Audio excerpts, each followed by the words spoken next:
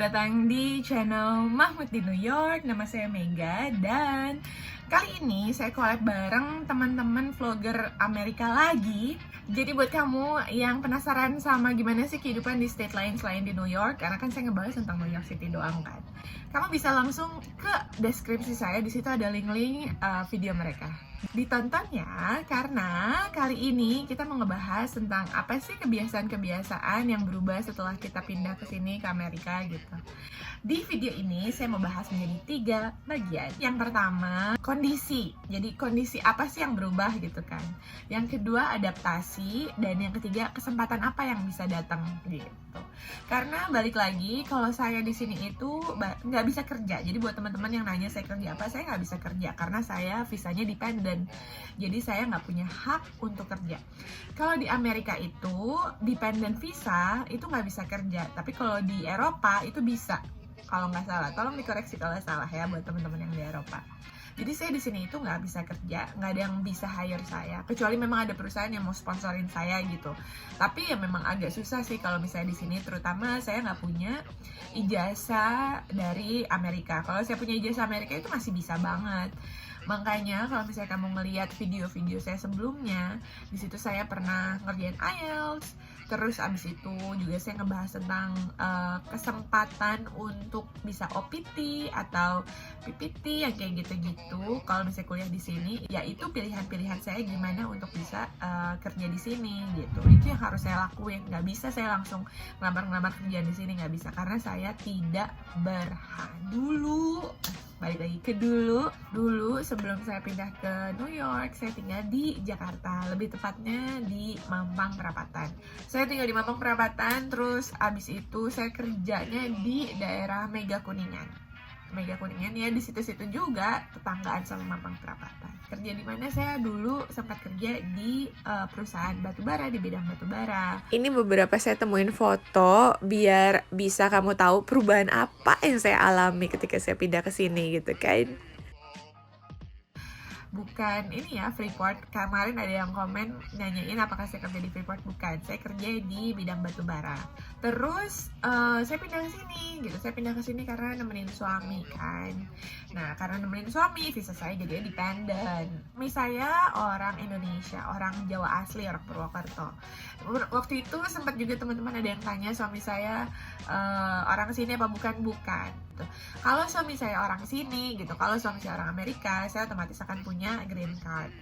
Otomatis saya akan punya hak untuk kerja, tapi saya tidak.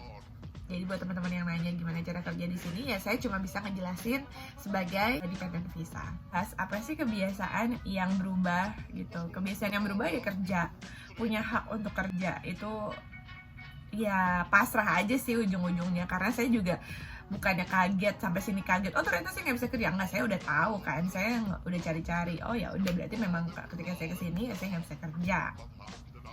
Itu yang utama banget. Kalau yang kedua ketiga ya pastinya cuaca. Di sini 4 musim.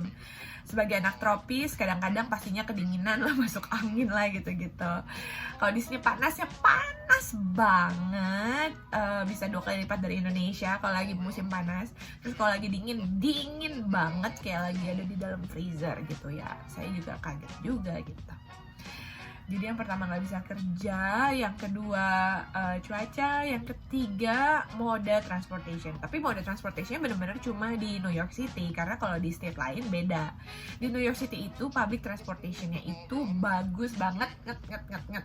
Jadi mostly kemana-mana itu orang-orang naik kereta, naik subway. Jadi ada satu public transportation yang memang massive banget gitu ya, mirip-mirip Singapura sih ujung-ujungnya ya. Cuma Singapura kan kecil. Udah gitu, kemana-mana jalan. Dulu saya pernah tinggal di Singapura lah 1 tahun untuk kerja. Ini foto-foto waktu saya kerja di Singapura, tinggal di negeri orang, punya hak kerja, itu rasanya nikmat sih. Beda sama ketika saya pindah ke Amerika. Jadi saya bisa ngebandingin gitu. Kalau di Singapura nyetop taksi aja juga nggak bisa sembarangan kan. Kalau di sini masih bisa. Kita kayak stop di tengah jalan, mereka akan berhenti. Jadi lebih strict Singapura gitu. Kalau naik bus sama naik kereta ya berarti kita harus jalan ke stasiunnya, ke haltenya gitu.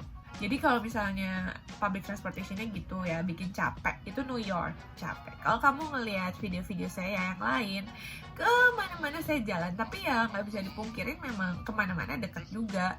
Deket dalam arti kata 1 kiloan lah jalan, jauh gitu.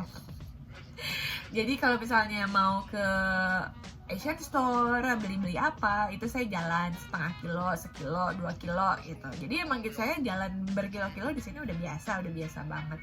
Anak saya yang umurnya mau 5 tahun pun itu udah biasa banget jalan. Jadi ya itu adjustment banget kan. Karena kalau di Jakarta kemana-mana ke Indomaret aja saya bisa mau naik motor, mau naik mobil, mau naik angkot, mau naik ojek, mau dikirimin sama GoFood itu bisa. Di sini enggak. Kalaupun emang mau dikirimin ada, tapi di sini tuh service itu sangat mahal, sangat dihargai. Jadi jasa manusia itu sangat dihargai, jadi mahal.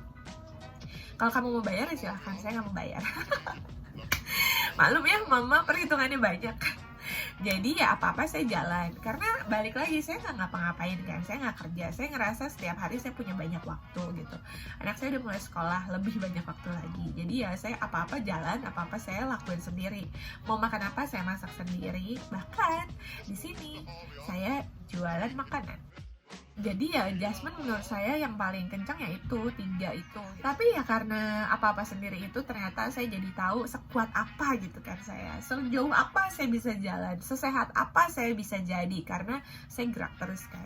Terus juga bisa memperkuat skill masak juga, karena memang kalau kita mau makan makanan, terutama makanan Indonesia ya mau nggak mau kita masak. Ya kalau nggak masak ya nggak makan.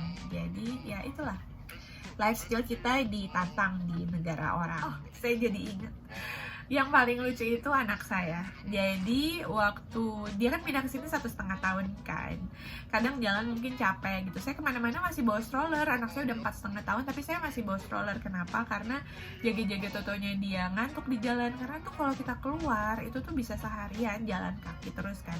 Otomatis anak bisa dipaksa jalan, tapi kalau dia ngantuk nggak bisa dipaksa untuk untuk terus melek gitu. Anak-anak kan ya udah polos aja gitu, kalau tidur ya tidur. Jadi kalau orang-orang di sini yang nggak bawa stroller ya ketika anak tidur ya dia digendong. Saya nggak kuat ya gendong anak naik turun subway gitu, jalan kaki jauh. Jadi saya selalu bawa stroller, jaga-jaga dia mau tidur gitu. Jadi waktu dia datang ke sini, mungkin sesekali dia suka capek gitu ya di jalan jauh banget. Jadi dia tuh kalau dia lagi capek, kita udah jalan jauh, tiba-tiba dia capek, terus dia ngeliat mobil gitu, mobil warna silver, mobil kita di Indonesia warna silver gitu. Dia tiba-tiba belok ke mobil itu terus mau buka. Saya bilang bukan itu bukan, it's not our car gitu. Karena dia kayak tiba-tiba masuk mobil gitu, nggak bisa gitu. Lucu adaptasi anak saya yang paling lucu. Kalau saya ya udahlah ya, pasrah aja gitu, naik turun subway. Di sini kan subway nggak semua ada lift gitu. Jadi kadang-kadang saya ngangkat anak saya waktu dia kecilan lagi tidur, suami saya nggak ikut pergi, jadi saya ngangkat stroller naik turun subway. Tapi memang New York itu orang-orangnya baik banget, kota besar banget. Biasanya di kota besar itu orang-orang cuek, yang mana iya gitu. Di sini orang-orang sangat cuek tapi sangat mau saling membantu gitu, terutama ibu dan anak. Jadi sering banget ketika saya bawa stroller itu dibantuin buka pintu, dibantuin angkat-angkat stroller gitu. Jadi memang saya belajar banyak banget sih tentang kebaikan orang-orang sini itu, peduli gitu. Nah yang ketiga itu kesempatan. Apa yang bisa didapat kalau misalnya saya nggak bisa kerja gitu kan? Ya pilihannya antara sekolah lagi atau buka usaha gitu. Kalau di sini visa independen itu bisa buka usaha. Tapi ya saya jadinya belum sampai ke situ sih, masih usaha kecil-kecilan aja. Karena saya suka banget masak, ya saya bikin usaha catering kecil-kecilan. Pokoknya open order lah buat teman-teman yang mau dibikinin masakan gitu. Terakhir kemarin kalau kamu lihat live saya, kamu lihat dong, saya kemarin bikin live. Saya juga ikut Indonesian Food Bazaar, New York Indonesian Food Bazaar, itu juga seru banget. Kalau kamu ikutin video-video saya, pasti kamu ngeliat banyak banget video atau live video saya jalan kemana-mana gitu kan. Kecapean, ngos-ngosan di jalan. Dan inilah yang sekarang lagi saya jalanin. Saya jualan makanan, buka bakulan, dan kemarin pertama kali ikut bazar. Bisa ketemu teman-teman Indonesia yang lain, terus juga ngelihat ketertarikan orang-orang asli Amerika akan masakan-masakan kita gitu. Itu seru banget sih. Jadi kemarin itu sekalian saya cerita soal belajar saya karena baru banget kemarin ini mata saya masih kecapean. Karena bener-bener ya masak semua 100 porsian gitu sendiri. 100 porsi sendiri itu ya lumayan capek, saya nggak tidur. Tapi seru.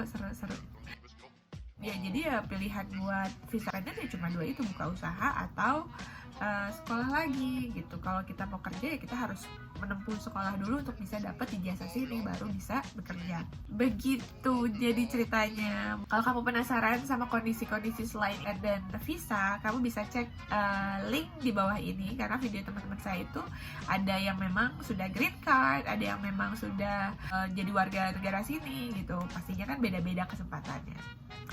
Oke, kalau begitu mungkin sekian aja dulu dari saya. Terima kasih buat teman-teman yang sudah nonton. Kalau misalnya kamu mau tanya-tanya, kamu bisa di komen aja. Dan di kesempatan kali ini juga saya mohon maaf kalau misalnya YouTube saya jadi agak lambat dalam merespons, dalam mengupload video, dan video-video saya bikin jadi banyak live.